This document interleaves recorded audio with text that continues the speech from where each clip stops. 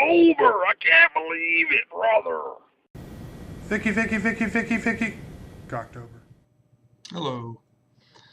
Back here going on the Cocktober review. This is Bronson from, let's see what year this came out, 2008. This was recommended by Mrparka. Thanks a lot for the recommendation, man. Mr. Park has given me lots of great recommendations over the years. And this is one, I had seen this movie a few years ago.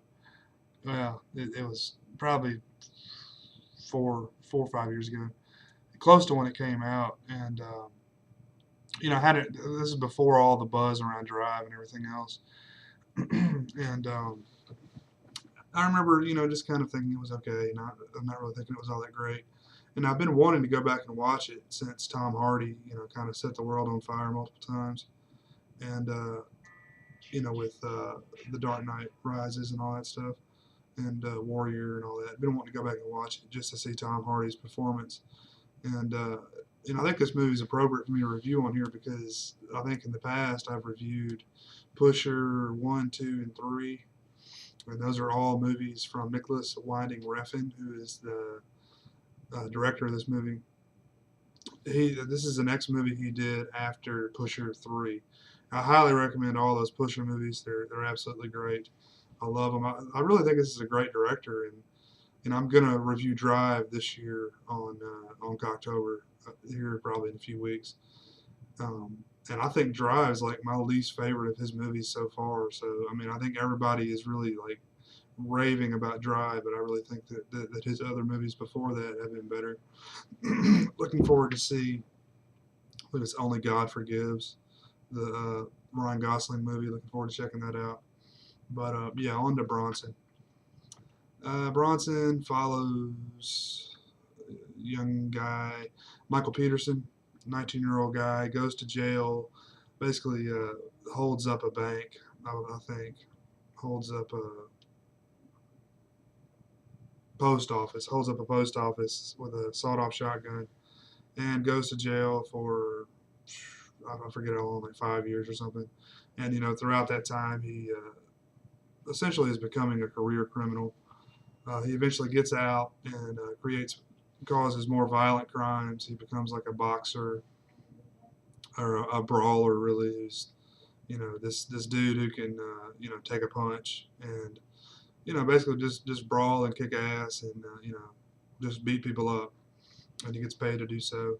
And he gets arrested again, goes back to jail, and, not really, he was out for like 6 months. So he's in jail, and I don't think he ever gets out again after that point. But, essentially he's created this name for himself. He calls himself Charles Bronson, of course, after the action star. And, but yeah, he's given the name Charles Bronson.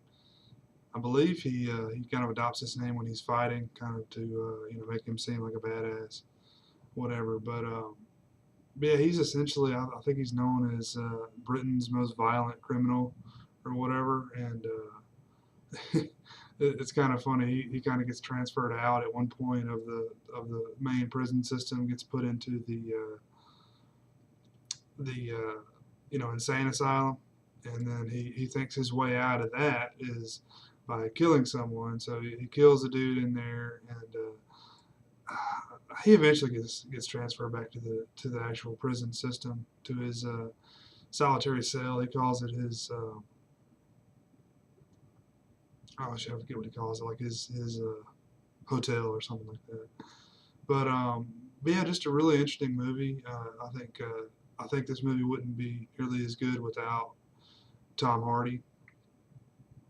Tom Hardy is just amazing in this role, and you always think of him as a pretty big and bulky guy, and he looks different in this movie because I watched some of the special features on the DVD.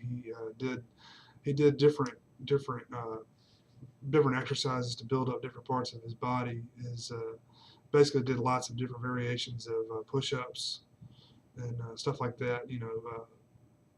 Handstand push-ups and different variations of push-ups to build his chest and his upper body a lot. Not really a lot of work on his biceps.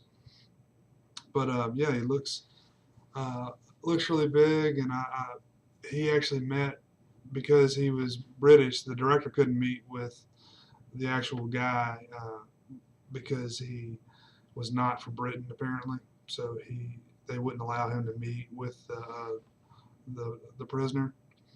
But yeah, Tom Hardy met with him a few times, and the guy was impressed that Hardy was able to put on that kind of muscle and actually become as big as he was. And yeah, just lots of interesting stuff, lots of interesting choices on direction, and the story at some points it's told from the perspective of as if Bronson was putting on like a one-man show, and it shows this full theater full of people, and he comes out with weird face makeup on and stuff like that, and just a really odd dude, a really interesting movie, I think. Really easy watch, something to sit down and watch. Not not that difficult to watch at all. Coming from someone who falls asleep a lot during movies, it held my attention really well. And yeah, I look forward to the future work of both these guys. Tom Hardy and Nicholas Winding Refn, both are really talented dudes. And yeah, if you've seen this one, let me know what you think. If you haven't, check it out. Peace.